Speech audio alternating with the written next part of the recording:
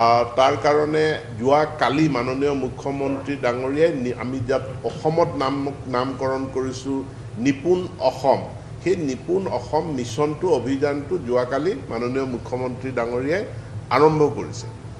আৰু এইটো ক্ষেত্ৰত আমাৰ যিখিনি এক্সিষ্টিং টিচাৰ আছে, আমি কালি আমাৰ এটা এছেছমেণ্ট হৈছে যে আমাৰ 2 লাখতকৈ অধিক আমাৰ শিক্ষক আছে। গতিকে নতুন শিক্ষক নলৈ পেলাই এই আমাৰ যিখিনি শিক্ষক ইতিমধ্যে আছে আৰু এতিয়া এইকেইদিনত মাৰ্চ পৰ্যন্ত আমাৰ যিখিনি নতুন নিযুক্তি হ'ব, সেই শিক্ষকসকলৰ জৰিয়তে এই নতুন গাঁথনিত শিক্ষাদানৰ ব্যৱস্থাটো কৰা হৈছে।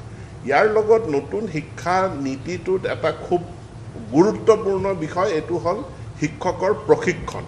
টিচাৰ ট্ৰেইনিংটো হ'ল নতুন শিক্ষানীতিৰ খুব গুৰুত্বপূৰ্ণ অংগ। গতিকে ইয়াতো আমি পৰিকল্পনা কিছুমান কৰিছোঁ।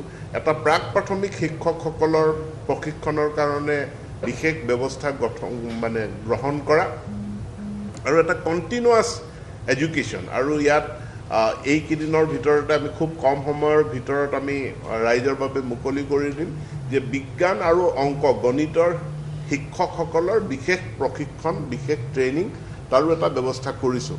গতিকে নতুন শিক্ষানীতিৰ প্ৰৱৰ্তনটো আমাৰ আৰম্ভ আমি কৰিলোঁ, এটা কিক অফ কৰিছোঁ।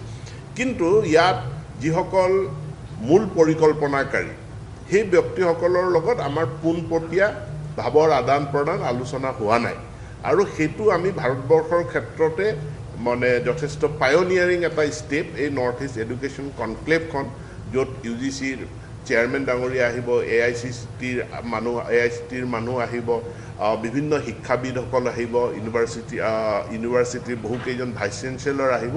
আমি তেওঁলোকৰ লগত আলোচনা কৰিব বিচাৰিছোঁ আৰু তেওঁলোকৰ লগত মুখামুখি কৰাই দিব বিচাৰিছোঁ।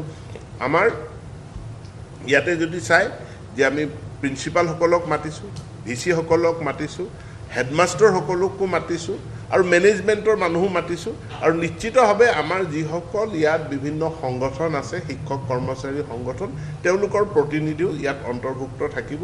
আৰু বৰ্তমান সময়ত আমি এই সংস্থাসমূহৰ পৰা যথেষ্ট আমি সহযোগিতা পাই আহিছোঁ আৰু সেই সকলোৰে সহযোগিতাত আমি স্মুথলি এইটো কেৰি কৰিব, নিউ এডুকেশ্যন পলিচিটো কেৰি